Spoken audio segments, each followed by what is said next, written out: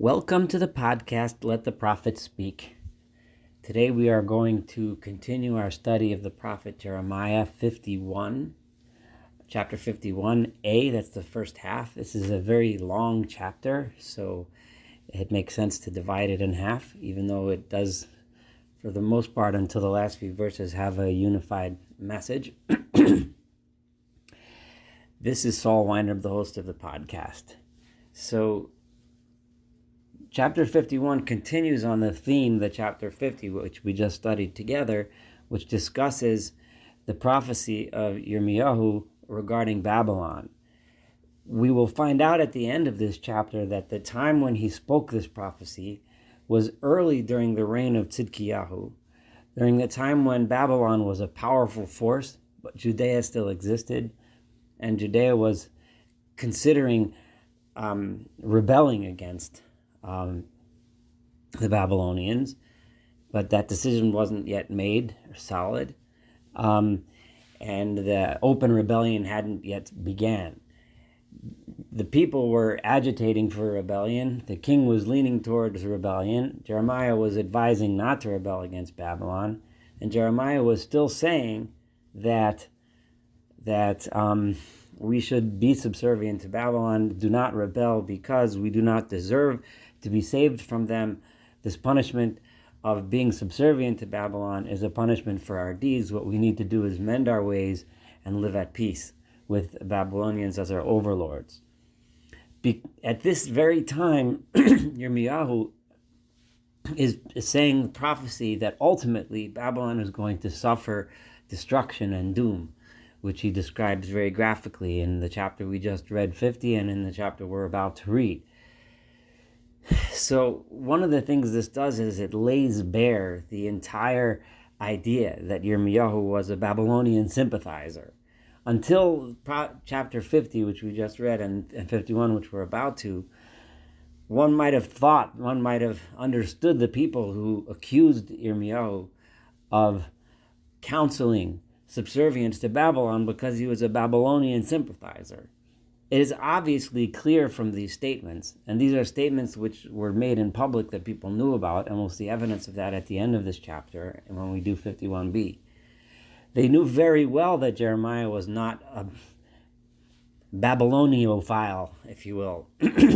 However, they still accused him of that. Anyway, they still accused him of being a traitor, despite the fact that it was patently and provably false. But let's continue by reading the verses. We're going to start with verse 1. Ko Amar Adonai, so says God, Hineni me'ir al Bavel, I am about to stir up against Babylon, v'el yoshvei lev kamai, and against the hearts of those that dwell there in Babylon, ruach mashchis, a spirit of destruction. Rabbi Yosef Kaspi had a different translation of this verse, which would be as follows. I am about to waken upon Babylon and its inhabitants. Nini meir al Bavel v'al yoshvei lev kamai. I'm going to, against its inhabitants, the hearts of those who stand up for me. I am going to bring about a spirit of destruction against Babylon. So Lev Kamai would be the hearts of those who stand up for me, that are on my side. Verse 2, that would be an alternate translation. V'shilachti leBavel zorim v'zeirua, and I will incite foreigners against Babylon, who shall scatter her and empty out her land as they encircle her on the day of her disaster. V'yivokuku et arza, and they encircle her land, ki hayu aleha misaviv b'yom ra'ah, on her day of disaster. El yidroch hadorech kashto, to him who bends his bow, in other words, gets it ready to shoot. V'el yit'al b'siriono, and to he who takes pride in his armor. God is addressing those warriors coming to do battle against Babylon. V'al tachmelu el bechuraha, do not have mercy on the young men that are fighting for Babylon. Hacharimu kol tzva'ah, destroy all of her armies. V'naflu chalalim b'eretz kasdim, and let them fall as corpses in the lands of the Chaldeans. umedukarim b'chutzoseha, and as wounded in the streets of Babylon. Ki lo almon Yisrael v'yudam melohav. Those of you that think that the fact that Babylon was able to destroy Israel and it was able to destroy Judah was because God had forsaken them. No. Israel has not been forsaken. Judah has not been forsaken by their God. Me Adonai Tzvaos, from the Lord their God. The reason why they were punished was ki artzam mal'ah Hasham. It was because their land was full of sin, Mikadosh Yisrael, against the Holy One of Israel. So they were punished, but they were not abandoned. Now that the punishment is over, it is time to redeem them. And it is time to take vengeance against those that destroyed them, the nation of Babylon. Nusu mitoch Bavel. Run from Babylon. Umaltuis nafsho. Let each person save his soul. Al tidamu ba'avona. Don't die. Don't get cut down along with the sin of Babylon. Ki eit nekamahi ladonai gemulhu mishalem la. This is a moment of vengeance for God. God is paying to Babylon, paying her what she deserves. Kos zahav bavel biad Adonai. But Babylon was like a golden cup, mishakeres kol haaretz, that made the entire land drunk. People were drunk with the violence of Babylon, and they joined in that culture of violence, which we studied in each of the nations that Jeremiah paid attention to and talked to us about in these last several chapters. They were criticized for their violence. Those nations drank from the wine of Babylon. Al-Kain, therefore Yisholu Goyim. That's why the nations are all mad with violence and destruction. Suddenly Babylon now has fallen and has been broken. Go ahead, cry for her. Go ahead, cry. Go ahead, take some medicine for her ailment. Maybe she will be healed. As the Radak points out, this is derech lag. This is a way of making fun. Go ahead, see how that works out for you. Go ahead, try to heal them. Cry for them. Ripinu at Bavel, velo nirpasa. We have tended to Bavel, but she did not become healed. What is this referring to? If we look in Isaiah chapter 13, he has already warned Babylon of the upcoming destruction. He has told them about what's going. They were warned by the prophets about what will happen if they continue to behave in the way that they're behaving, in the violent way that they were. But they didn't listen.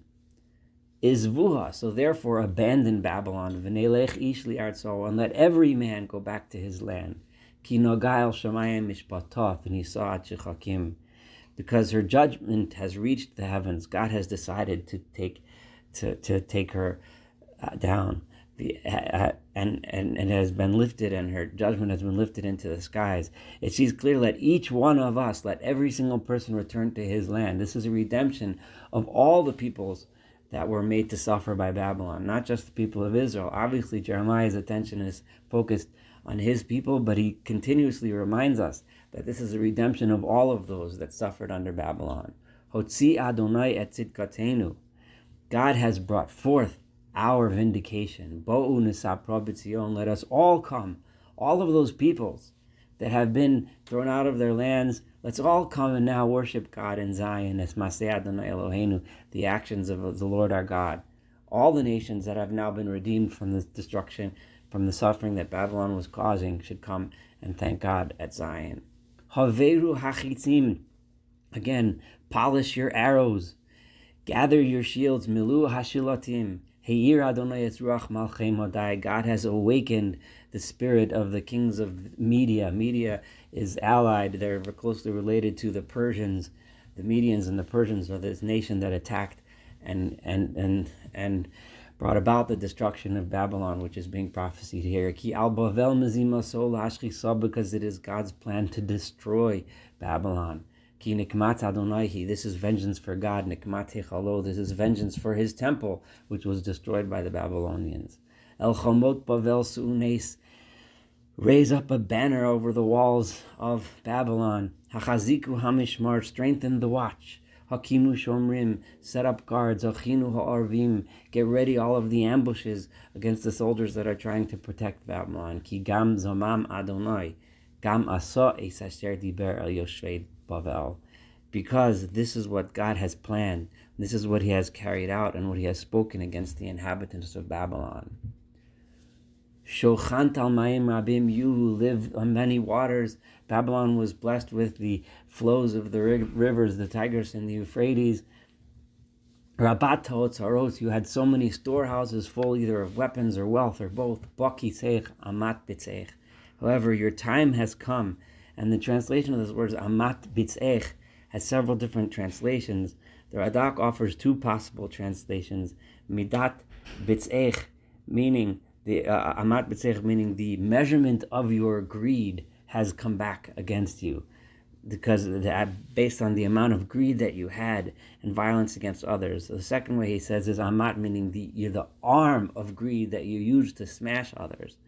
There's another beautiful explanation from Rabbi Yeshaya Mitrani, who explains over here that it means retribution for your crime. Amat bitzeich, meaning a measurement of retribution because of your crime that you had against others. Nishba Adonai Tzvaot b'nafsho, God, the Lord of hosts, has sworn by himself, Ki im mileticha adam kayelek v'anu alayich hedad, that I will fill you up with men as many as a swarm of locusts, and they will all cry, Hedad, which is similar to today's, hooray, we've won, we've beat them.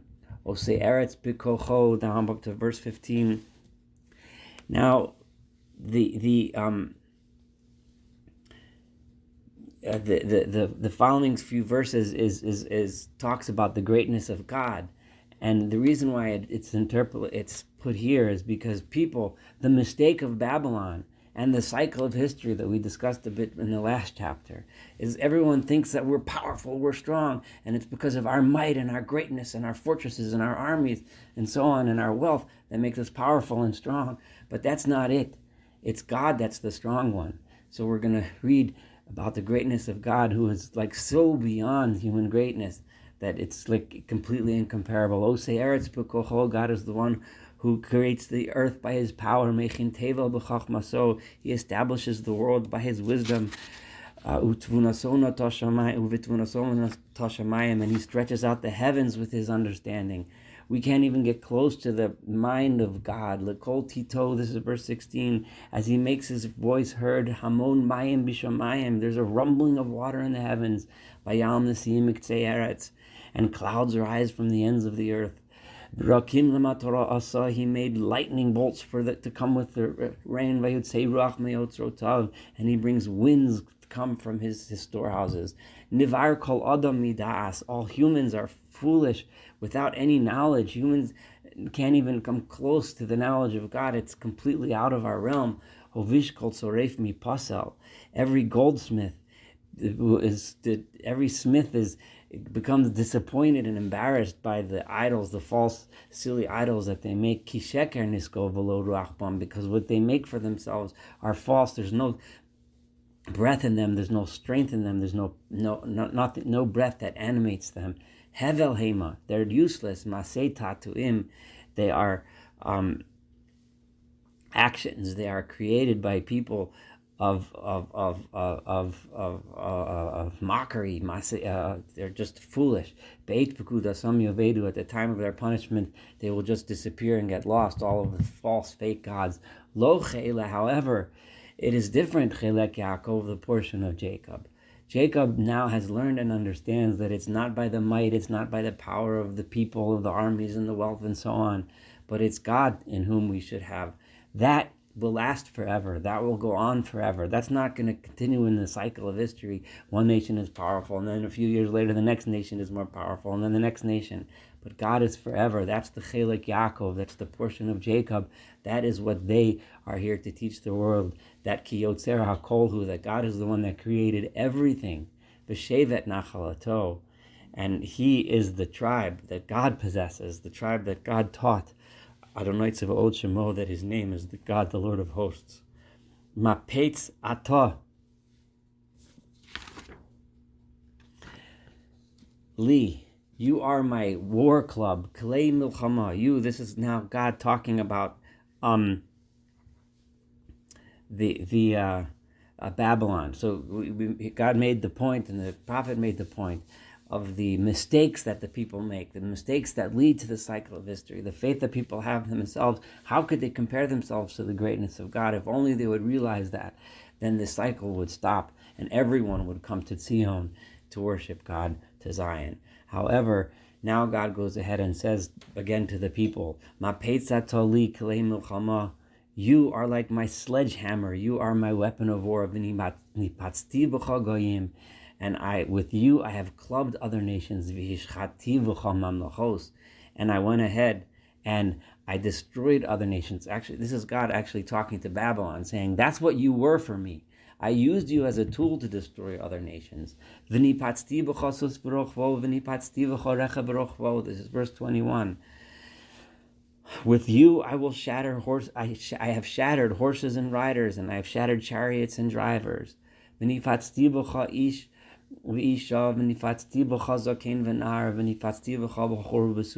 verse 22. With you I have shattered men and women, old and young, girls and boys. This is verse 23 now. With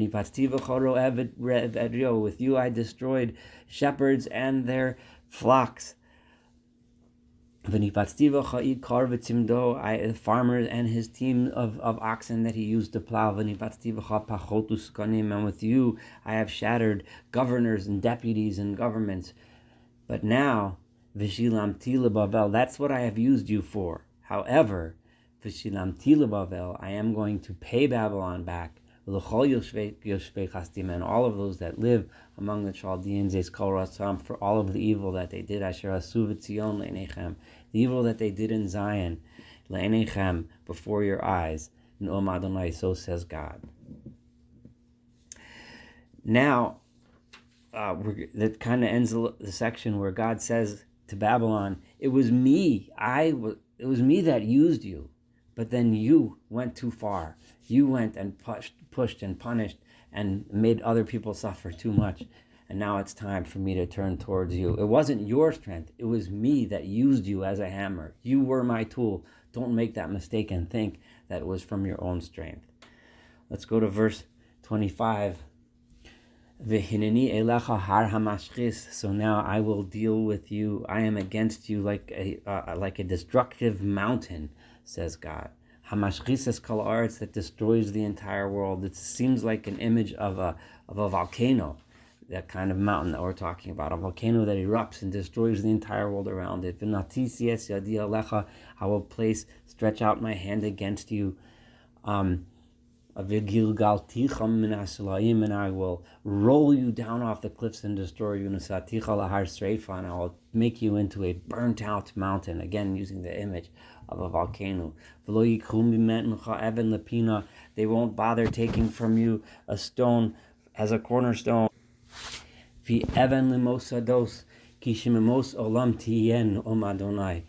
not going to use you as for foundation stones. In other words, you're going to be a useless mountain. You won't have stones to be used to quarry. You're just going to be destroyed, a wasteland forever, so says God. Su'unes, raise a banner in the land. Tikru shofar bagoyim, sound the horn of war among all the nations. Kadshu aleha goyim, prepare the nations against her. Hashmiu aleha mamlechos Ararat, Mini, Ashkenaz. Assemble upon her the kingdoms of Ararat, Mini, and Ashkenaz, kingdoms that apparently joined the Persians in the fight against Babylon.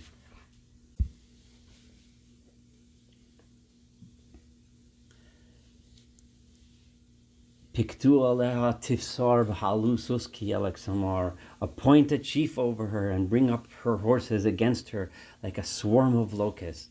Kadshu aleha goyim es machem madai. Prepare the nations of war, O kings of Media.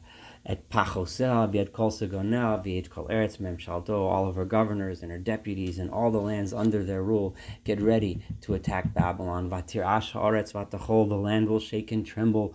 Ki koma al bavel machshavot Adonai, because God's plans are now coming up against Babylon. Lasumes eretz bavel l'shamam hein yoshev, to make the land of Babylon a desolation with no inhabitants. Chodlu giborei bavel lihilachem. The mighty people of Babylon have stopped waging war. Yashvu b'mitzados. They remain in their fortresses. Nashtag vuratam hayul nashim. Their strength is gone. They have become like women. Again, using women as a symbol for someone that is weak in battle. Her dwellings have been set on fire. Her bolts have been broken. The bolts meaning that locked the doors and held out the enemies are no longer working. Rotz likratz rotz yorutz. Runners come to meet runners.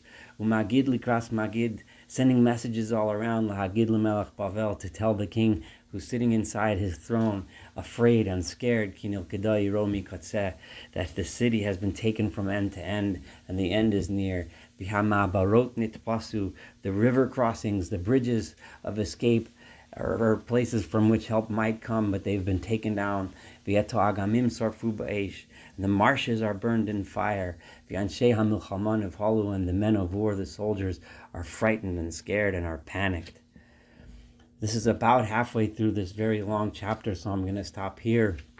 The next chapter, we will complete chapter 51.